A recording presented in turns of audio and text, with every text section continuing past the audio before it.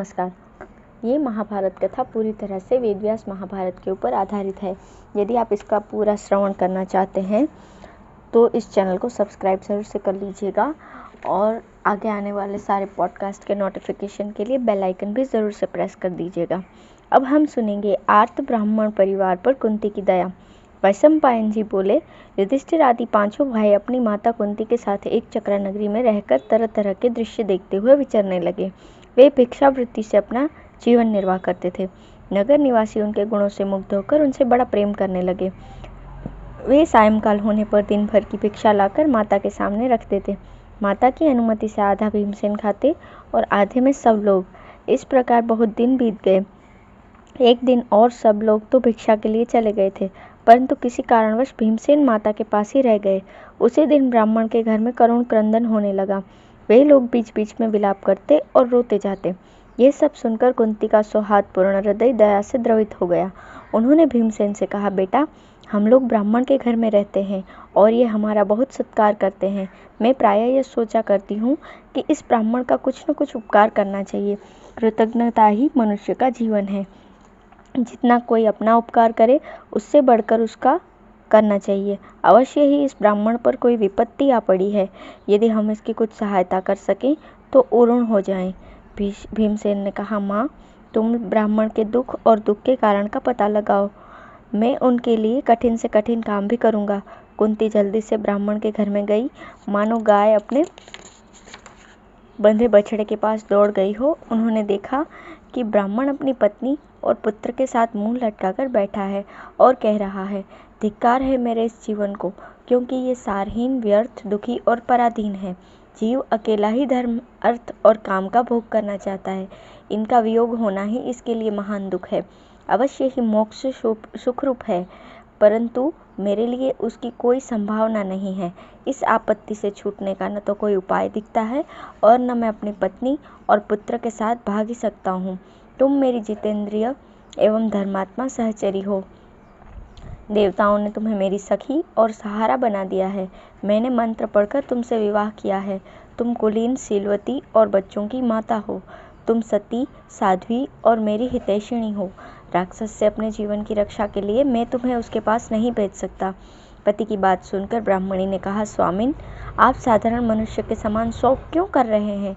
एक न एक दिन सभी मनुष्यों को मरना ही पड़ता है। फिर इस अवश्यंभावी बात के लिए शोक क्यों किया जाए? पत्नी, पुत्र अथवा पुत्री सब अपने ही लिए होते हैं। आप विवेक के बल से चिंता छोड़िए। मैं स्वयं उसके पास जाऊंगी। पत्नी के लिए सबसे बढ़कर यही सनातन कर्तव्य है कि वो अपने प्राणों को निछावर करके पति की भलाई करे। मेरे इस काम से आप सुखी होंगे और मुझे भी परलोक में सुख तथा इस लोक में यश मिलेगा। मैं आपके धर्म और लाभ की बात कहती हूँ। जिस उद्देश्य से विवाह किया जाता है वो अब पूरा हो चुका है।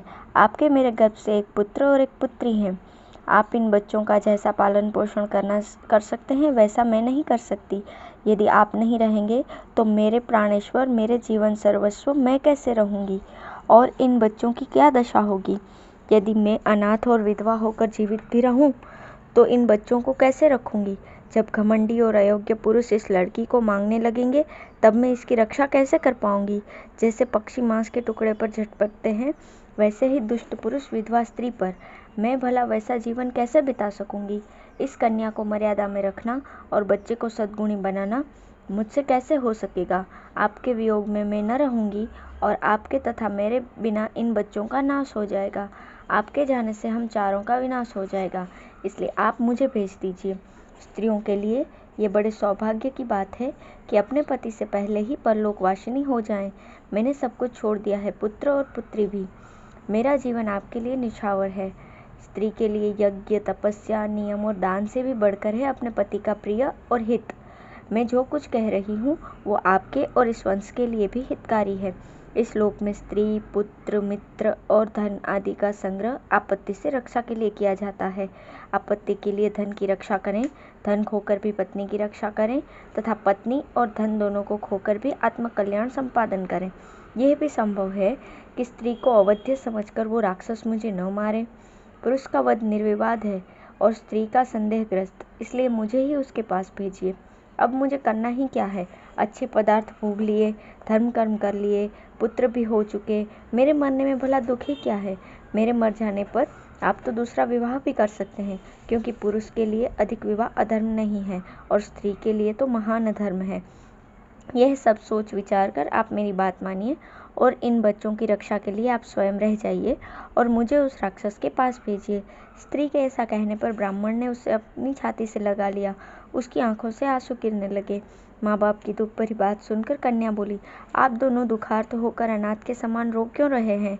देखिए, धर्म के अनुसार आप दोनों मुझे एक न एक दिन छोड़ देंगे, इसलिए आज ही मुझे छोड़कर अपनी रक्षा क्यों नहीं कर लेते? लोग संतान इसलिए चाहते हैं कि वो हमें दुख से बचावे। इस अवसर पर आप लोग मेरा सदुपयोग क्यों नहीं कर रहे? आपके परलोकवासी हो जाने पर मेरा ये प्यारा प्यारा छोटा भाई नहीं बचेगा। माँ बाप और भाई की मृत्यु से आपकी वंश परंपरा की पूरी तरह से उच्छेद हो जाएगा। जब कोई नहीं रहेगा तो मैं भी कैसे रह सकूंगी? आप लोगों के रहने से सबका कल्याण हो जाएगा। मैं ही राक्षस के पास जाकर इस वंश की रक्षा करूंगी। इससे मेरा लोक परलोक दोनों बनेंगे।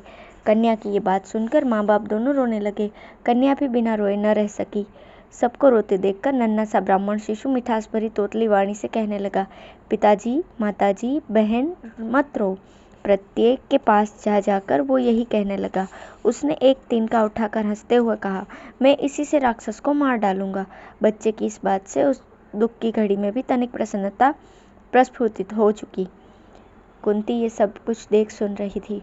वे अपने को प्रकट करने का अवसर देखकर पास चली और मुर्दों पर मानो अमृत की धारा उड़ेलते हुए बोली, ब्राह्मण देवता, आपके दुख का क्या कारण है? उसे जानकर यदि हो सकेगा तो मैं मिटाने की चेष्टा अवश्य करूंगी।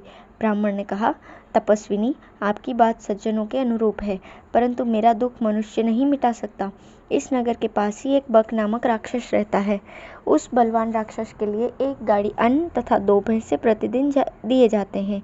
जो मनुष्य लेकर जाता है उसे भी वो खा जाता है। प्रत्येक गृहस्थ को ये काम करना पड़ता है, परंतु इसकी बारी बहुत वर्षों के बाद आती है। जो उससे छूटने का यत्न करते हैं वो उनके सारे कुटुंब को खा जाता है। यहाँ का राजा यहाँ से थोड़ी दूर वैत्रकीय गृह नामक स्थान में रहता है। वो अन्यायी हो गया है और इस विपत्ति से प्रजा की रक्षा नहीं करता।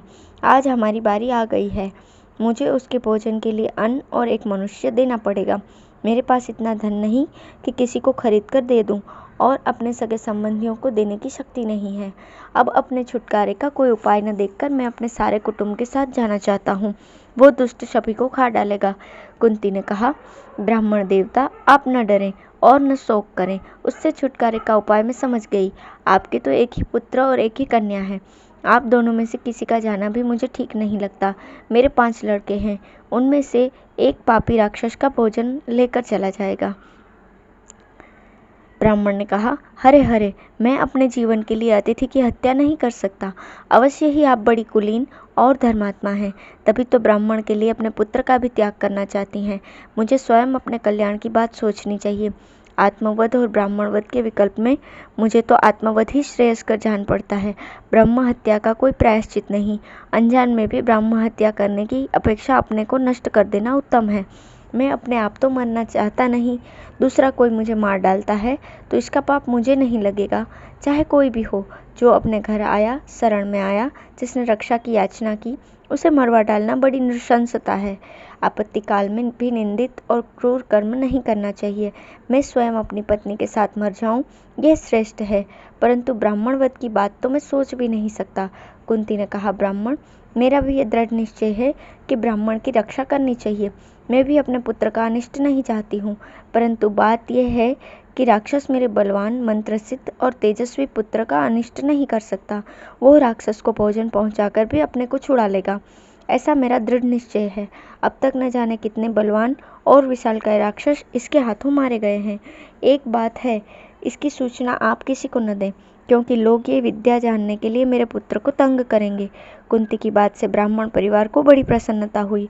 कुंती ने ब्राह्मण के साथ जाकर भीमसेन से कहा कि तुम ये काम कर दो। भीमसेन ने बड़ी प्रसन्नता के साथ माता की बात स्वीकार कर ली। जिस समय भीमसेन ने वो काम करने की प्रतिज्ञा की, उसी समय युधिष्ठिर आदि सभी भिक्षा लेकर लौटे। युधिष्ठिर ने भीमसेन के आकार से ही सब कुछ समझ लिया। उन्होंने एकांत में बैठकर अपनी माता से पूछा, माँ, भीमसेन क्या करना चाहते हैं? यह उनकी स्वतंत्र इच्छा है या आपकी आज्ञा?